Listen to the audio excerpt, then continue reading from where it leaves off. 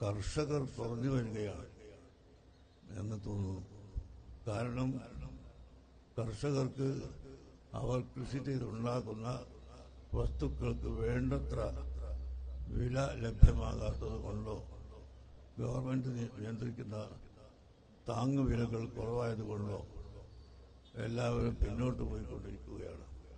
ഇൻഷാ അല്ലാഹ് അതിന് ഒരു മാറ്റം വരണം. ഇവിടെ കർഷകർ വർദ്ധിച്ചു വരണം, കൃഷി ഉണ്ടാവണം. ഈ നാട് എല്ലാവർക്കും ഉപകാരം ചെയ്യുന്ന നാടായി മാറണം.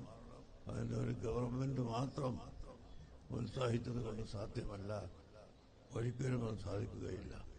മറിച്ച് എല്ലാ ഉത്തരവാദപ്പെട്ട ആളുകളും അതിനുവേണ്ടി പരിശ്രമിക്കുകയും ഉത്സാഹിക്കുകയും വേണം എന്ന് ഞാൻ ഓർമ്മപ്പെടുത്തുകയാണ്.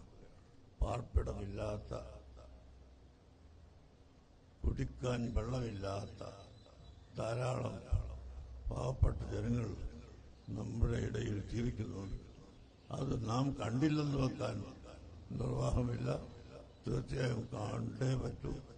നബി സല്ലല്ലാഹു അലൈഹി വസല്ലം തങ്ങൾ തന്നെ നമ്മോട് പറഞ്ഞത്, ഭൗതികമായ ജീവിതത്തിൽ നിന്റെ താഴെയുള്ളവരെ കൊള്ള നീ നോക്കുകയും അവർ കഷ്ടപ്പെടുന്ന അത്രയും കഷ്ടപ്പാട് എനിക്ക് ഇല്ല, അല്ലാഹു തആല അങ്ങനെ എന്നെ ആക്കി തീർക്കും എന്ന് ചിന്തിക്കുകയും അതേ സമയത്ത് പാരത്രിക ലോകത്തേക്ക് ഇബാദത്ത് ചെയ്യുന്ന വിഷയത്തിൽ നിങ്ങളെക്കാൾ മേലെയുള്ള ആളുകളെ നോക്കുകയും ചെയ്യണം എന്ന് പഠിപ്പിക്കപ്പെടുന്നു.